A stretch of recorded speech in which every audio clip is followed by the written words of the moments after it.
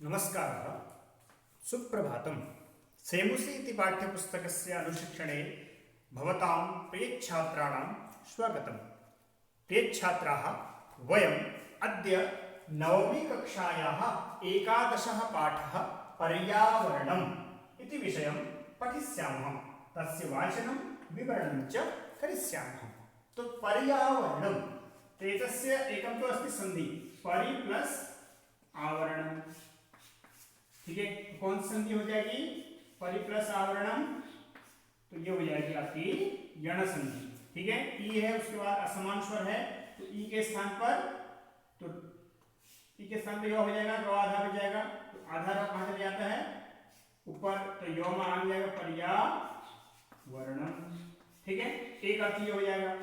दूसरा अर्थ हो जाएगा परितः आवरणम। समास की दृष्टि से देखेंगे तो परितः आवरणम पर्यावरणम, यानी कि हमारे चारों ओर का जो आवरण है वो हमें क्या कहलाता है? वो पर्यावरण कहलाता है। इसी पर्यावरण के बारे में हम आज जानेंगे। प्रस्तुत पाठ्यांश पर्यावरण को ध्यान में रखकर लिखा गया एक लघु निबंध है। वर्तमान युग में प्रदूषित वातावरण मानव जीवन के लिए भयंकर अभिशाप बन गया है। नदियों का जल कलुषित हो रहा है, वन वृक्षों से रहित हो रहे हैं, मिट्टी का कटाव बढ़ने से बाढ़ की समस्याएं बढ़ती जा रही हैं, कल कारखानों और वाहनों के धुएं से वायु विषैली हो रही है, वन्य प्राणियों की जातियां भी नष्ट हो रही हैं। वैज्ञानिकों के अनुसार वृक्षों एवं वनस्पतियों के अभाव में मनुष्यों के लिए जीवित रहना असंभव प्रतीत हो रहा है। पत्र, पुष्प, फल, काष्ठ, छाया एवं औषधि प्रदान करने वाले पादपों एवं वृक्षों की उपयोगिता वर्तमान समय पूर्वापेक्षा अधिक है। ऐसी परिस्थिति में हमारा कर्तव्य है कि हम पर्यावरण के संरक्षणार्थ उपाय करें। वृक्षों के रोपण, नदी जल की स्वच्छता, ऊर्जा की संरक्षण, वापी, कूप, तड़ाव, उद्यान आदि के निर्माण और उनको स्वच्छ रखने में प्रयत्नशील हो, ताकि जीवन सुखमय एवं उपद्रव रहित हो सके। ठीक है, तो पर्यावरण के बारे में जैसे हम सभी जानते हैं, तो चारों ओर के आवरण को, जो भी हमारे चारों ओर है, वो सब हमारा पर्यावरण कहलाता है। जैसा कि इसने कहा कि वर्तमान में क्या हो रहा है कि जो हमारा युग है वो प्रदूषित हो चुका है। वातावरण मानव जीवन के लिए भयंकर अभिशाप बन गया है। किसने किया? हमारे खुद के द्वारा किया गया है। नदियों का जल कलुषित हो चुका है, पीने योग्य नहीं रहा है। वन वृक्षों से रहित हो गए। देखो, वनों में अब वृक्ष नहीं रहे। सब लोग अपने बड़े बड़ी महलें बनाना चाहते हैं, लेकिन वृक्ष लगाना नहीं चाहते। लेकिन पर्यावरण की हमें चिंता ही नहीं। जिसके रहते हमारा जीवन है उसकी हमें चिंता नहीं है। तो ऐसे स्थिति में हम किस तरीके से अपने जीवन को बचाएं? अगर हमें अपना जीवन बचाना है तो हमें पर्यावरण को सुरक्षित रखना ही होगा, ये तय है। ठीक है, उसी बात को बताने के लिए यह पाठ्यांश निबंध लिखा गया है। चलते हैं पाठ की ओर। प्रकृति ही समेषां प्राणिनां संरक्षणाय। हम सभी जानते हैं कि प्रकृति सभी प्राणी, केवल मनुष्यों की नहीं, सभी प्राणियों की रक्षा के लिए प्रयत्न करती है। कभी प्रकृति नहीं चाहती कि उसमें रहने वाली, यानी कि प्रकृति में रहने वाले प्राणियों का विनाश हो। ठीक है, कोई प्रकृति नहीं चाहती, लेकिन हमारे द्वारा इतना ज्यादा दोहन इस प्रकृति का कर दिया जाता है अपने स्वार्थ के लिए कि उसके एवज में हमें कुछ न कुछ तो मिल रहा है। हम जैसा करेंगे वैसा भरेंगे। तो इसलिए उसके फलस्वरूप ही हमारे विभिन्न प्रकार की उपद्रवें, आपदाएं, भूस्खलन, भूकंप इत्यादि आते रहते हैं। लेकिन प्रकृति कभी ऐसा नहीं चाहती। इयं सर्वान् पुष्णाति, ये जो प्रकृति है वो सभी को पुष्पित पल्लवित करती है, यानी कि फलित करती है, सबको बढ़ने में, आगे बढ़ने में हेल्प करती है। विविधैः प्रकारैः तर्पयति च सुख साधनैः, विभिन्न प्रकार के सुख साधनों से, प्रकृति के अंदर इतने सारे सुख साधन हैं कि अपने सुख साधनों से सबको तृप्त करती है, तर्पयति। ठीक है, पृथ्वी जलम तेजो वायु आकाशस्यास्याः प्रमुखानि तत्त्वानि। इस प्रकृति के 5 प्रमुख तत्व हैं जिससे हमारा यह शरीर भी बना है। कौन कौन से? पृथ्वी जल तेज वायु आकाशः, यानी कि पृथ्वी जल तेज, क्षितिज जल पाव गगन समीरा, ये 5 तत्वों से हमारा शरीर बना है। यही प्रमुख तत्व किसके भी हैं? पृथ्वी यानी कि प्रकृति के हैं। तान्येव, देखो शब्द क्या है? तानि धन एव, इसमें भी आपकी कौन संधि हुई? इसमें आपकी संधि हो गई यण संधि। ई है, ए है, ई के बाद ए है, समान स्वर है, तो तान आधार हो जाएगा, यो में ए मिल जाएगा, तान एव। ठीक है, यही जो 5 तत्व हैं मिलित्वा पृथक्तया वास्माकं पर्यावरणं रचयन्ति। यही 5 तत्व या तो मिलकर के या पृथक पृथक रूप से क्या करते हैं, इस पर्यावरण की संरचना करते हैं, रचना करते हैं। आवृयते परितः समन्तात् लोको अनेनेति पर्यावरणम्। ठीक है, आवृयते, तो आवृयते जैसे मैंने बताया आवरणम, तो आवरणम नाम किम, तो आवृयते परितः समन्तात्, संपूर्ण लोक को आवृत करता है। ठीक है, ऐसा जो परितः मतलब चारों ओर के आवरण को, ठीक, जो कुछ भी है हमारे, जो भी चीजें हमारे दिखाई दे रही हैं उसको इस लोक में, लोके अनेनेति जिससे है, ठीक है, इस संपूर्ण संसार में हमारे चारों ओर जो कुछ भी है, ठीक है, वही क्या है, पर्यावरण है। यथा अजात शिशु मातृगर्भे सुरक्षितस्तिष्ठति तथैव मानवः पर्यावरण कुक्षौ। उसने कहा कि जिस प्रकार से अजात शिशु जिसका जन्म नहीं हुआ है, ऐसा अजात शिशु माता के गर्भ में सुरक्षित रहता है, उसको कोई चिंता नहीं रहती, उसको पता है कि मेरी माँ मेरे को मारने के लिए कुछ नहीं करेगी, वो बिल्कुल स्वतंत्र रहता है, विश्वास के साथ उसका कुक्ष में रहता है, कोख में रहता है। उसी प्रकार से हाँ, यह जो मानव है, हम हैं, हम प्रकृति की गोद में, प्रकृति की कोख में क्या है, अंदर सुरक्षित है, पृथ्वी के अंदर। परिष्कृतम प्रदूषण रहितम च पर्यावरणम अस्मभ्यम सांसारिकम जीवन सुखम सद्विचारम सत्य संकल्पम मांगलिक सामग्रीं च प्रददाति।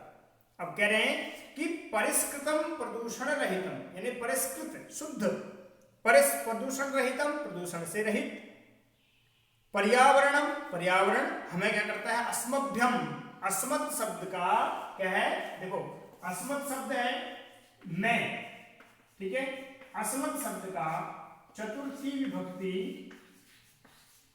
का अस्मभ्यम बहुवचन है, कौन, अस्मभ्यम, हमारे लिए,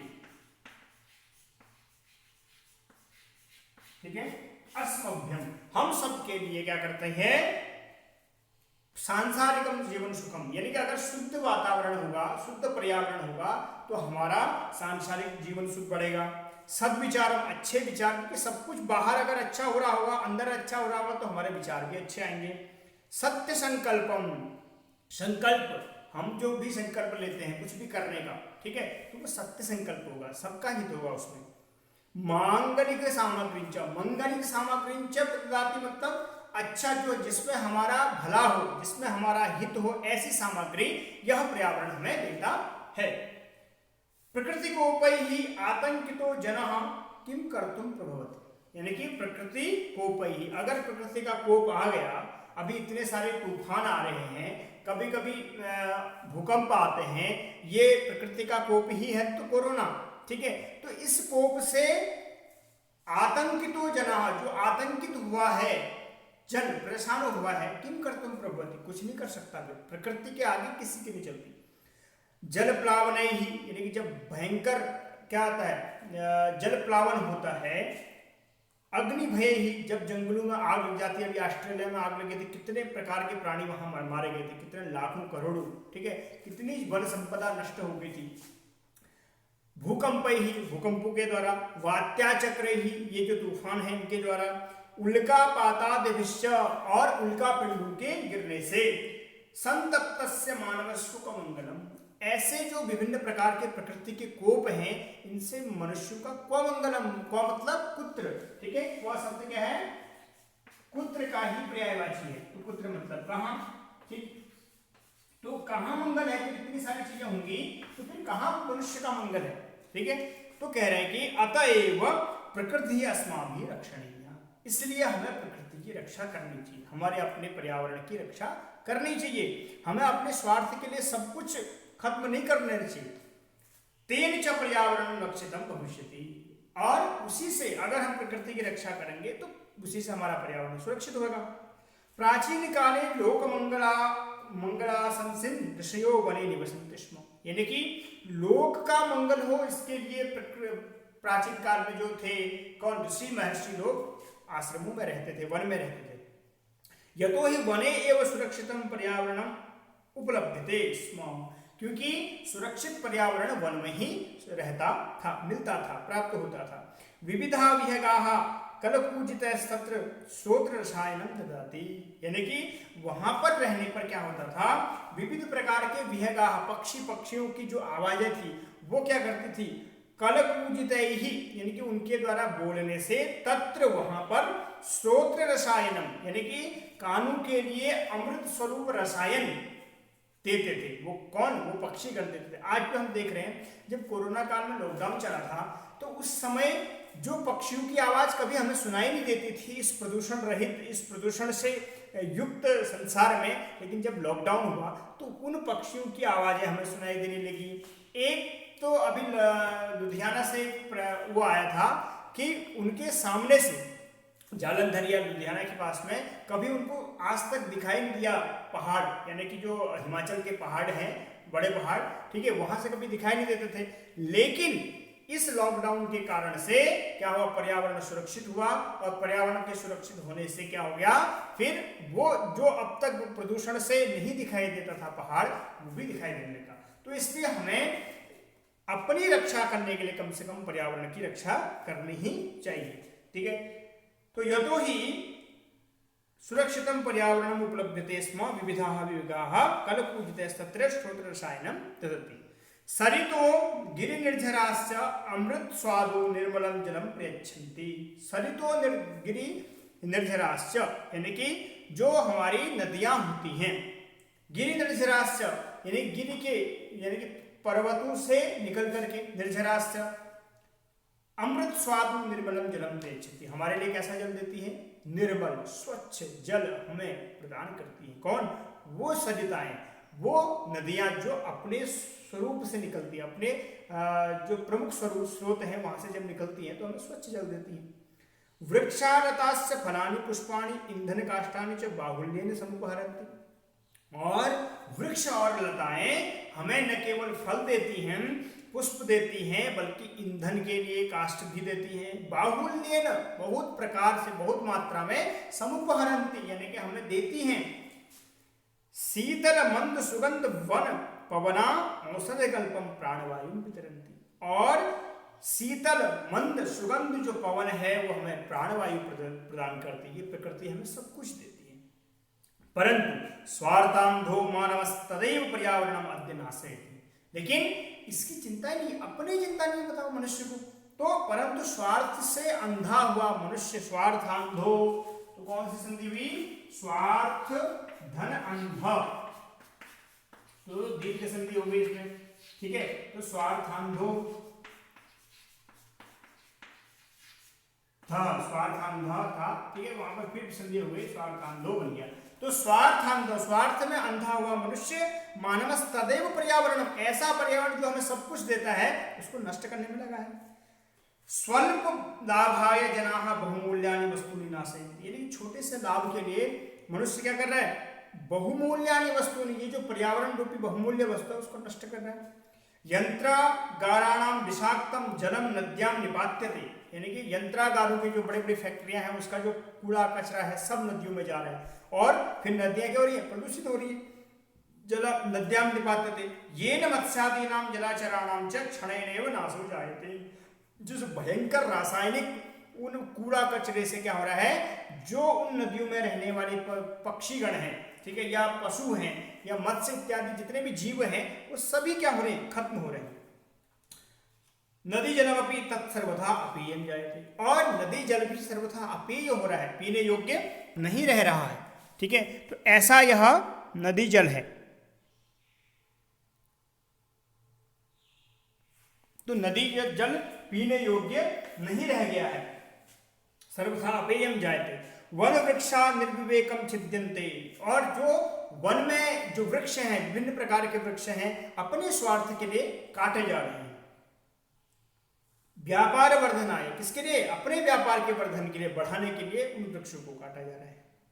ये न अवृष्टि ही प्रवर्तते, जिससे कारण से क्या हो रहा है, अवृष्टि, समय पर वृष्टि नहीं हो रही है। वन पशवस्य शरण रहिताः ग्रामेषु उपद्रवं विदधाति, अब फिर क्या है, जंगल में उनके लिए कुछ खाने के लिए है नहीं, सब कुछ तो मानव ने समाप्त कर दिया, तो वो सारे जंगली जानवर किधर की ओर, गांव की ओर आ रहे हैं और वहां उपद्रव मचा रहे हैं। शुद्ध वायुरपि वृक्षकर्तनात् संकटापन्न हो जाता है, इसलिए शुद्ध प्राणवायु मिलना भी आज के समय में क्या हो गया, बहुत कठिन हो गया है और संकट उत्पन्न कर रहा है हमारे लिए। ठीक, एवं ही स्वार्थांध मानवैर विकृतिम उपगता प्रकृतिरेव तेषां विनाश करती संजाता। इस ऐसे मनुष्य, एवं ही स्वार्थांधो मानवै ही विकृतिम उपगता, यानी कि स्वार्थ में अंधे हुए मनुष्य के द्वारा जो विकृति उत्पन्न कर दी गई है, ठीक है, यानी कि एक जो सही चल रहा था, सब कुछ सही चल रहा था, प्राणवायु समय पर मिल रही थी, पर्याप्त मिल रही थी, लेकिन वृक्षों के काटने से, विभिन्न प्रकार के फैक्ट्रियों के चलने से जो नदियां दूषित हो गई हैं, ठीक है, इस प्रकार के कुकृत्यों से स्वार्थांध जो मनुष्य थे उनके द्वारा, कुकृत्यों के द्वारा प्रकृतिरेव तेषां विनाश करती जा संजाता, ऐसी प्रकृति ही उनके लिए क्या हो गई, विनाश करती हो गई, क्योंकि उसके साथ जैसा व्यवहार करेंगे वो वैसा ही व्यवहार करेंगे। पर्यावरणे विकृतिमुपगते जायन्ते विविधा रोगा भीषण समस्या। इसीलिए ये जो पर्यावरण में जो विकृति आई है, ठीक है, लोगों ने अपने स्वार्थ के लिए पर्यावरण का जो हनन किया है, दोहन किया है, उसी की वजह से विभिन्न प्रकार के रोग और समस्याएं, भीषण समस्याएं उत्पन्न हो रही है। ठीक, तत्सर्वम इदानीं चिंतनीयम प्रतिभाति, इसलिए हमें इस सब के बारे में सोचने की जरूरत है। आज देखो कोरोना महामारी आई है जिसका अभी तक कोई इलाज नहीं है, और यहाँ तक भी पता नहीं कि उसके टाइप्स क्या हैं, यानी कि उसके जो कैसे पहचाना जाए कि उसके लक्षण क्या हैं, ये भी अभी स्पष्ट नहीं हो रही, कि भी किसी शरीर में कोई लक्षण हो रहे हैं, कभी किसी शरीर में बिना लक्षण का भी कोरोना हो रहा है। तो इस तरीके की बीमारियां भी उत्पन्न हो रही हैं, किसकी वजह से, जब अत्यधिक आधुनिक बनने का प्रयास किया जाता है, तो इसी प्रकार की महामारी आके आदमी को फिर बहुत साल पीछे कर देती है। ठीक है, तो इसलिए हमें इतना भी विकास नहीं करना चाहिए कि जो विकास हमारे लिए विनाश कर रहा है बने। ठीक, धर्मो रक्षति रक्षितः इत्यार्षवाच्यम, यानी कि आर्ष वचन है, बहुत पहले कहा गया है कि धर्मो रक्षति रक्षितः, यानी धर्म की रक्षा करोगे तो धर्म तुम्हारी रक्षा करेगा, यानी कि प्रकृति की रक्षा करेंगे तो प्रकृति हमारी रक्षा करेगी, और प्रकृति का दोहन करोगे तो प्रकृति हमारा दोहन करेगी। तो इसलिए जैसा करोगे वैसा भरोगे। पर्यावरण रक्षणमपि धर्मस्य अंग मिति ऋषयः प्रतिपादितवन्तः, ऋषियों ने पहले ही कहा है कि पर्यावरण की रक्षा करना भी धर्म का ही कार्य है, मतलब हमारा परम कर्तव्य है, पर्यावरण को सुरक्षित रखें तब हम सुरक्षित रहेंगे। अब हम चाहते हैं कि हम बहुत आगे बढ़ जाएं, विकास की ओर बढ़े, लेकिन वो विकास नहीं, वो विनाश है। ठीक है, तो प्रकृति उसका फल तो देना ही देना है प्रकृति ने। तो ततएव वापी कूपी तड़ागादि निर्माणम देवायतन विश्राम गृहादि स्थापनञ्च धर्म सिद्धैः स्तोत्रो रूपेणांगी कृतम। तो इसलिए कह रहे हैं कि ततएव, इसलिए हमें क्या करना चाहिए, वापी कुएं तालाब इत्यादि का निर्माण देवायतन विश्राम गृहादि स्थापनञ्च धर्म सिद्धेः स्तोत्रो रूपाणि अंगीकृतम, यानी कि हमें इन सब की क्या करनी चाहिए, रचना करनी चाहिए, व्यवस्था करनी चाहिए। तो ततएव वापी कूप तड़ागादि निर्माणम देवायतन विश्राम गृहादि स्थापनञ्च धर्म सिद्धेः स्तोत्रो रूपेणांगी कृतम। तो देवालयों का निर्माण हमें करना चाहिए। ठीक है, अंगीकृतम, कुक्कुर शूकर सर्प नकुलादि स्थलचरा, ठीक है, कुत्ते सुअर सर्प और नकुल नेवला इत्यादि जो स्थलचर हैं, स्थल पर चलने वाले हैं। मत्स्य कच्छप मकर प्रभृतयो हो जलचरास्य, यानी कि मछली कछुए और मगरमच्छ इत्यादि जो जलचर हैं। रक्षणीयाः, उनकी भी हमें रक्षा करनी चाहिए। यतस्ते जलचलम स्थलम आलपनो दिनो जलम मलापहारिणस्य, उन्होंने कहा कि क्योंकि यतस्ते, यानी कि वो सब क्या करने हैं, स्थलमलापनोदिने, यानी कि स्थल में, इस संपूर्ण पृथ्वी पर जो भी हमारे द्वारा गंदगी फैलाई जाती है उस गंदगी को साफ करने में ये सब प्राणी क्या करते हैं, एक चक्र है। आप ये मानिए कि कहीं ना कहीं एक दूसरे का आहार तो हम हैं, ठीक है, लेकिन जब उसकी किसी भी चीज की जब अति हो जाती है, ठीक है, तो उस अति के कारण ही हम मारे जाते हैं और हमारा विनाश होता है। तो हमें सबकी रक्षा करनी चाहिए, अपने स्थल की भी और जल की, दोनों की सुरक्षा के लिए, प्रकृति की सुरक्षा के लिए हमें इनकी सुरक्षा करना बहुत जरूरी है।